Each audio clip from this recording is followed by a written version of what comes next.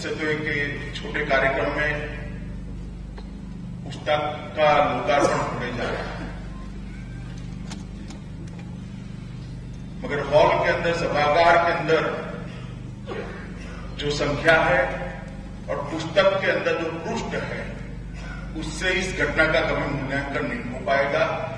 इस पुस्तक के अंदर जो इतिहास है, वो इतिहास बड़ा महत्वपूर्ण है और वो इतिहास ये है कि जिस पत्रों ने, जिस लेखों ने, जिस भाषणों ने, जिस पत्राचार ने देश के साथ जम्मू कश्मीर को आज तक जोड़ के रखा और देश की एकता और अखंडता को सुरक्षित रखा, ये सभी लेखों को डॉक्टर श्यामा प्रसाद मुखर्जी के आज संकलित करके पुस्तक के रूप में उसको प्रकाशित किया जा रहा है। मैं मानता हूं कि देश की एकता और अखंडता के लिए ये बहुत महत्वपूर्ण पुस्तक है। मित्रों, डॉक्टर श्यामा प्रसाद मुखर्जी का नाम आते ही कश्मीर से कन्याकुमारी और असम से गुजरात तक पूरे देश में जहां हुए बलिदान मुखर्जी वो कश्मीर हमारा है, ये नारा सबके मन मस्तिष्क में याद आ जाता है। कश्मीर और श्यामा प्रसाद जी, धारा 370 का आंदोलन और श्यामा प्रसाद जी, एक देश में एक विधान, एक प्रधान और एक मिसाल, ये आंदोलन प्रजा परिषद का और श्यामा प्रसाद जी उसको कभी अलग नहीं कर सकते। मगर सिर्फ कश्मीर की दृष्टि से श्यामा प्रसाद जी के देखेंगे तो मुझे लगता है कि ये महान व्यक्तित्व के साथ बहुत बड़ा अन्याय है।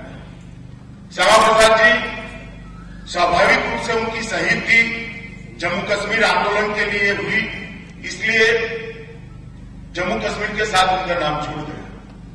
मगर श्यामा प्रसाद जी एक सुप्रसिद्ध शिक्षाविद थे, एक प्रशिक्षित वकील थे, प्रगतिशील विचारक थे, जन्मजात राष्ट्रभक्त थे, एक फाइटर थे, एक राइटर थे। अनेक प्रकार से जब देश आजाद हुआ उसके बाद अनेक प्रकार से उन्होंने अनेक क्षेत्रों में योगदान दिया था। 35 साल की आयु में ही वो कोलकाता विश्वविद्यालय के सबसे युवा कुलपति बने। सच्चाई और राष्ट्रभक्ति पर उनका जो आग्रह था, वो आग्रह इतना अटूट था कि उनके विचारों की स्वीकृति कितनी है उस पर वो कभी नहीं देखते थे। वो विचारों के अंदर सत्व कितना है उस पर ही देखते थे। जवाहरलाल नेहरू के पहले सर्वपक्षीय मंत्रिमंडल के अंदर वो मंत्री बने, देश के प्रथम उद्योग मंत्री बने। और जब काम करते करते लगा उनको कि नए बने हुए देश की, आजाद हुए देश की जो नीतियां बन रही है, वो नीतियों की दिशा कहीं न कहीं गलत है।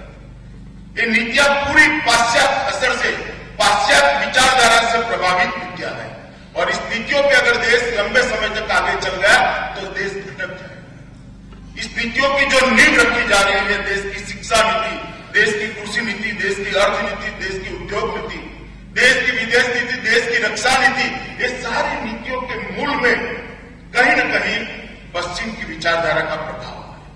और उसी के कारण और जम्मू कश्मीर के भारतीय संघ के साथ विलय की जो प्रक्रिया हुई, उसके कारण उनके गहरे मतभेद हुए और उस जमाने में पहली बार आजादी के बाद किसी व्यक्ति ने सत्ता छोड़कर सिद्धांतों के लिए काम करने का आग्रह किया।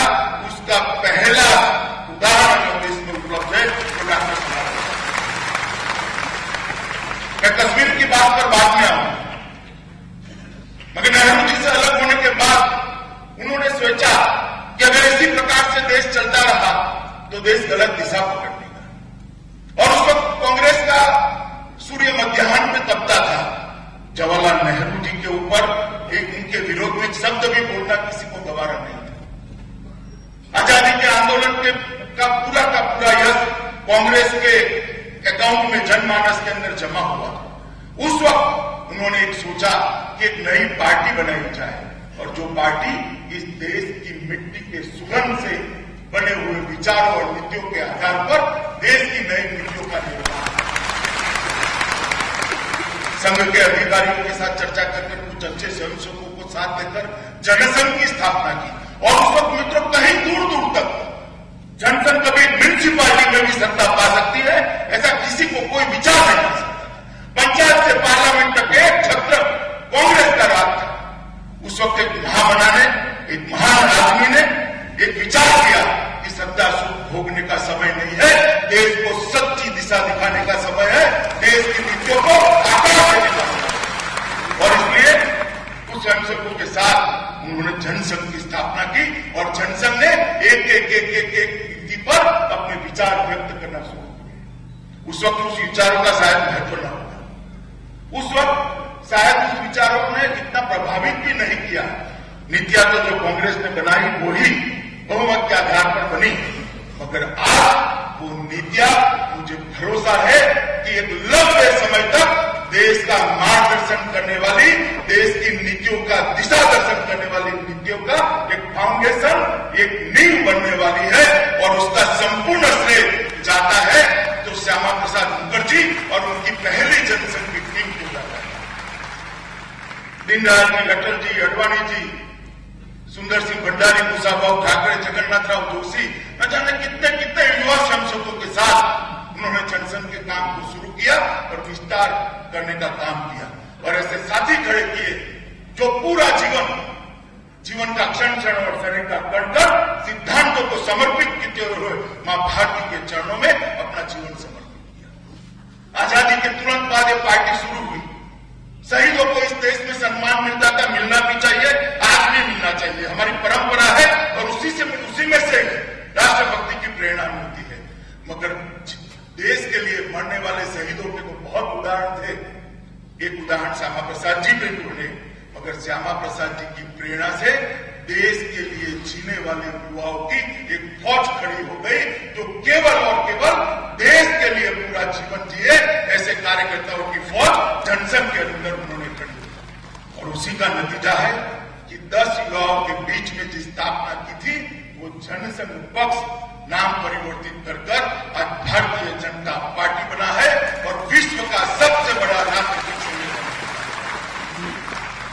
और उसी तपस्वियों का तप है कि आज देश की जनता ने पूर्ण बहुमत से देश में भारतीय जनता पार्टी को शासन करने का मौका दिया है। और मित्रों, मैं मानता हूं तो उस वक्त जो नीतियों को सोचा गया, उस वक्त जो नीतियों को विचारा गया, उस वक्त जो नीतियों को एक इस देश की मिट्टी की सुगंध के आधार पर चित्रित किया गया, वो नीतियां अब आने वाले दिनों में देश का लंबे समय तक मार्गदर्शन करने वाली है, दिशा दर्शन करने वाली है। श्यामा प्रसाद जी जहां पर भी होंगे, उनके साथ काम करने वाले महान आत्मा, काफी सारे हमारे कार्यकर्ता जहां पर भी होंगे, वो लोगों को सबको आज एक संतुष्टि का भाव होता होगा। इन्होंने जो बीज बोया था आज एक वटवृक्ष बना है और विश्व का सबसे बड़ा राजनीतिक संगठन बनकर पूर्ण बहुमत के साथ भारतीय जनता पार्टी की सरकार देश के अंदर अस्तित्व है। इसकी नींव में मित्रों श्यामा प्रसाद जी मुखर्जी का बलिदान है। जब देश आजाद हुआ तब काफी सारी समस्याएं देश के सामने थी और उसमें सबसे बड़ी समस्या थी कि अंग्रेज जाते जाते कर गए थे कि देश में जितने राजे रजवाड़े थे सबको स्वतंत्र कर दिया और छोड़ दिया राजों रजवाड़ों पर कि आपको भारत में जाना है तो आप भारत में जाइए, पाकिस्तान में जाना है तो पाकिस्तान में जाइए और स्वतंत्र रहना है तो स्वतंत्र रहिए। भारतीय संघ के साथ विलय लगभग 384 अलग अलग स्टेट्स का एक बहुत बड़ी समस्या थी और गांधी जी ने एक बहुत अच्छा निर्णय किया कि उसका काम उन्होंने तत्कालीन गृह मंत्री सरदार पटेल को सौंपने का निर्णय किया और सरदार पटेल ने पूरे देश के राज्य रजवाड़ों को, सारे स्टेट को एक कर एक मजबूत अखंडित भारत की रचना करने का प्रयास किया। मगर कश्मीर का मसला सरदार के पास नहीं था। मैं आप भी संकोच कहना चाहता हूं, अगर कश्मीर का मसला सरदार पटेल के साथ होता तो आज कश्मीर समस्या ना होता, बाकी सब राज्यों की तरह कश्मीर इस देश का एक रस होता। कश्मीर की समस्या को सवाल जी को सौंपा और वहीं से समस्या की शुरुआत हुई, समस्या ही बनी। इन्होंने अपनी तुष्टीकरण की नीति के कारण एक बहुत बड़ी गलती कर दी और दिल्ली एकॉर्ड को उन्होंने अस्तित्व में लाया और उसी के कारण मित्रों आज कश्मीर में जो थोड़ी बहुत भी समस्या दिख रही है वो हमें ध्यान में आ रही है। जब देश आजाद हुआ तब देश के सभी राज्यों रजवाड़ों को एकत्रित करने की जो प्रक्रिया हुई उसमें धारा 370 का उपयोग होता था। बहुत एक मिथक कि धारा 370 सिर्फ कश्मीर के लिए थी, ऐसा नहीं है। सभी राज्यों के लिए धारा 370 का उपयोग किया गया था। वो धारा 370 अस्थायी धारा थी। मित्रों, विलीनीकरण के साथ हर राज्य के विलीनीकरण के लिए एक फॉर्मूला बनाई गई थी। संघ राज्य बनाने का निर्णय होने के बाद नेगोशिएटिंग कमेटी ऑफ प्रिंसेस और ड्राफ्टिंग कमेटी ने एक फैसला लिया। उन्होंने हर राज्य में एक संविधान सभा की रचना करने का निर्णय किया और संविधान सभा को 3 काम करने थे। एक तो वो राज्य का संघ के साथ, भारतीय संघ के साथ विलीनीकरण करना था, भारतीय संविधान को उस राज्य में इंप्लीमेंट करना था और धारा 370 को हटा देना था। ये 3 काम करने के लिए ये कमेटी बनी थी। मगर जब कश्मीर का सवाल आया उस वक्त युद्ध चल रहा था और युद्ध के कारण कश्मीर की संविधान सभा ही नहीं बन पाई और कश्मीर की संविधान सभा जब नहीं बन पाई तो मित्रों कश्मीर के अंदर से धारा 370 को हटाने में थोड़ी देर हो गई और वो अस्थायी कलम लंबे समय तक चालू रह गई। इसके कारण एक भ्रांति खड़ी हो गई कि धारा 370 स्थायी है। आज भी जिसको भी देख रहा है वो कॉन्स्टिट्यूएंट असेंबली की चर्चा देखे, आयंगर महोदय ने बहुत स्पष्ट कहा था क्योंकि कश्मीर में संविधान सभा का अस्तित्व नहीं है इसलिए अस्थायी रूप से धारा 370 को हम लागू करते हैं। और उसके बाद में नेहरू और अब्दुल्ला के बीच में जो बातचीत हुई उसमें कश्मीर एकॉर्ड आया और दिल्ली एकॉर्ड ने कश्मीर को एक महत्व अलग प्रकार से दे दिया। इसके कारण आज मसला इंग्लैंड में पड़ा है। और उसके बाद एक 35 का कलम राष्ट्रपति महोदय ने संसद की सहमति के बगैर, संसद में पारित करे बगैर हमारे संविधान के अंदर जोड़ दिया। पूरे संविधान में एक ही कलम ऐसी है 35A जिसको संसद का अनुमोदन प्राप्त नहीं है, जिसके कारण जम्मू कश्मीर के नागरिकों को एक विशिष्ट स्टेटस का प्राप्ति हो गया और वहीं से जम्मू कश्मीर की समस्या शुरू हुई। जब जम्मू कश्मीर की समस्या शुरू हुई तो प्रजा परिषद ने आंदोलन किया और प्रजा परिषद के आंदोलन पंडित प्रेमनाथ डोगरा ने जो आंदोलन किया वो आंदोलन को श्यामा प्रसाद मुखर्जी ने बहुत मजबूती से उसका समर्थन किया। दुनिया भर में कई प्रकार के राजनीतिक आंदोलन, मगर प्रजा परिषद का आंदोलन अपने आप में एक अनूठा आंदोलन था। हर राजनीतिक आंदोलन किसी देश से कटने के लिए, अलग देश मांगने के लिए, अपने आप को स्वतंत्र करने के लिए होते हैं। प्रजा परिषद का आंदोलन अपने आप को देश के साथ जोड़ने के लिए विश्व में सबसे प्रथम आंदोलन था।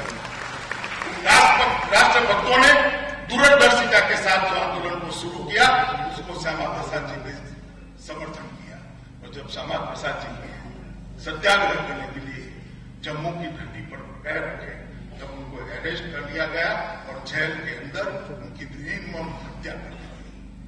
और आजादी के बाद इस देश में देश की युवा पीढ़ी को प्रेरणा देने के लिए शहीद होने का सबसे पहला गौरव अगर किसी को प्राप्त हुआ है तो वो स्वर्गस्थ श्यामा प्रसाद मुखर्जी को प्राप्त हुआ है। आजादी के बाद सबसे पहले शहीद डॉक्टर श्यामा प्रसाद मुखर्जी हुए। मैं मानता हूं कि आज वही पुण्यात्मा के आशीर्वाद से जम्मू कश्मीर के अंदर राष्ट्रवादी शक्ति बलवत्तर होकर आज सत्ता में हिस्सेदारी लेकर बैठी है। और आज देश के अंदर भारतीय जनता पार्टी की सरकार है। मित्रों, श्यामा प्रसाद जी उदाहरण है कि विचार कितनी भी अल्प स्वीकृति क्यों न रखता हो, अगर उसके अंदर सत्व है, उसके अंदर सच्चाई है, उसके अंदर देश का अच्छा करने की भावना है और उसकी लिए काम करने वाले कार्यकर्ताओं की फौज है, तो विचार कितनी भी अल्प स्वीकृति रखता हो, एक दिन ये विचार आंदोलन बनकर परिवर्तन की धुरी बनने वाला विचार बनता है।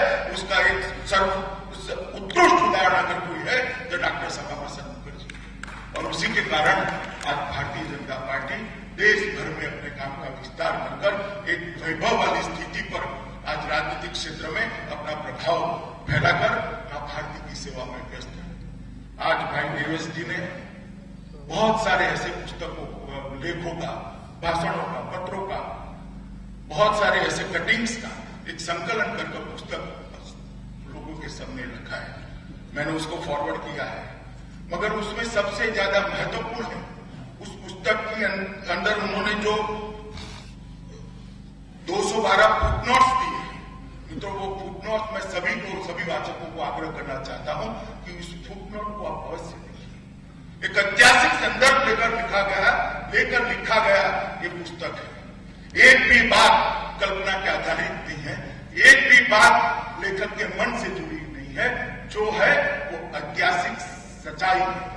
जहां जहां जरूरत पड़ी हर जगह पे ढूंढ ढांढ कर भाई खंडेलवाल ने 212 जगह पे फुटनोट्स बनाए हैं, जहां संदर्भ पुस्तक, संदर्भ लेख और संदर्भ घटनाओं का उल्लेख किया है। मैं मानता हूं कि बहुत परिश्रम के बाद ये पुस्तक बना है। ये पुस्तक आने वाले लंबे समय तक कश्मीर समस्या का, जम्मू और कश्मीर की देश के साथ जुड़ाव का अध्ययन करने वाले सभी विद्यार्थियों के लिए एक बहुत अच्छा मार्गदर्शक बनेगा। और आने वाले दिनों में जब कभी भी कश्मीर समस्या का निवारण कैसे हुआ, कश्मीर समस्या का समाधान कैसे हुआ और डॉक्टर श्यामा प्रसाद मुखर्जी का बलिदान जो कश्मीर के लिए हुआ, वो नींव ने कितनी सशक्त इमारत खड़ी कर दी, उसका अगर कोई अध्ययन करेगा तो पुस्तक हमेशा के लिए उसमें बहुत मददरूप होगा।